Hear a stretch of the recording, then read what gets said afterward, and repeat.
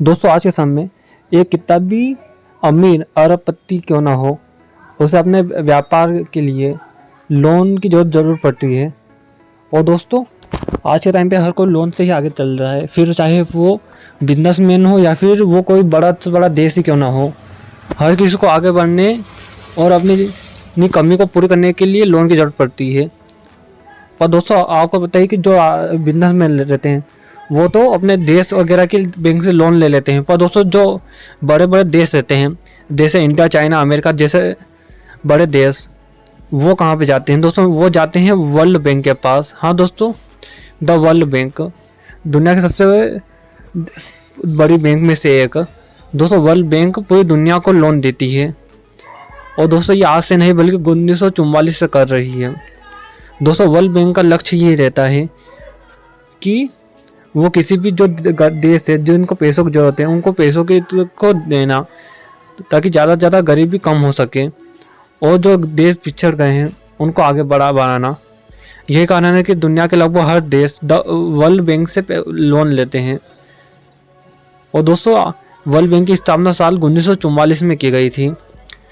और दोस्तों world bank की शुरुआत दूसरे विश्व युद्ध के बाद पूरी अर्थव्यवस्था बिगड़ने के बाद करी गई थी, ताकि जो दूसरे विश्व युद्ध के बाद दुनिया की अर्थव्यवस्था बिगड़ी है वो वापस लाइन पे आ जाए।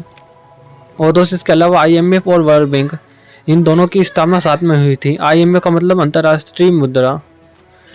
इन दोनों का लक्ष्य एक ही था, किसी तरह अर्थव्यवस्था को सुधारना, और ये तब से अब तक यही कर रहे हैं। चलिए दोस्तों बात करते हैं वर्ल्ड बैंक के काम के तरीकों के बारे में, क्या कि ये वर्ल्ड बैंक काम कैसे करती है। दोस्तों वर्ल्ड बैंक दूसरे बैंकों की तरह ही है, पर उनका काम करने का तरीका बिल्कुल अलग है।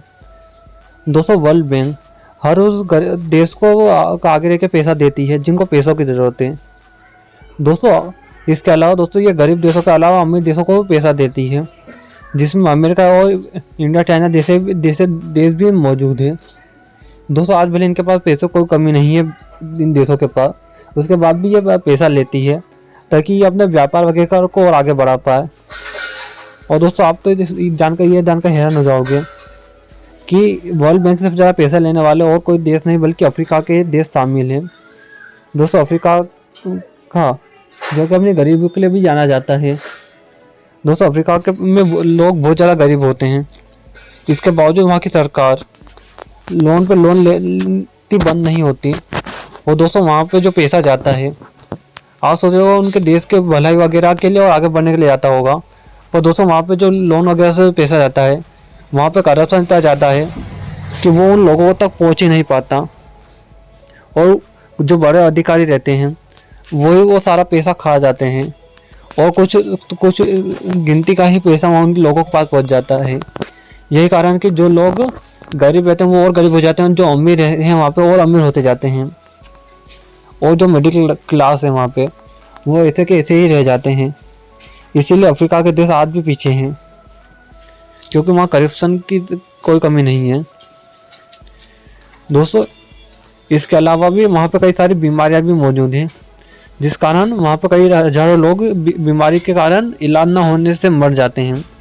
और दोस्तों वहाँ पे तो छोटी छोटी बीमारियों के कारण लोगों को मौत हो जाती है, और यह सिलसिला आज से नहीं बल्कि कई सालों से चल रहा है, पर कोई उस पर ध्यान देने को तैयार ही नहीं है। दोस्तों कई देश उस पर मदद करना भी चाहते हैं, लेकिन कोई कर ही नहीं रहा।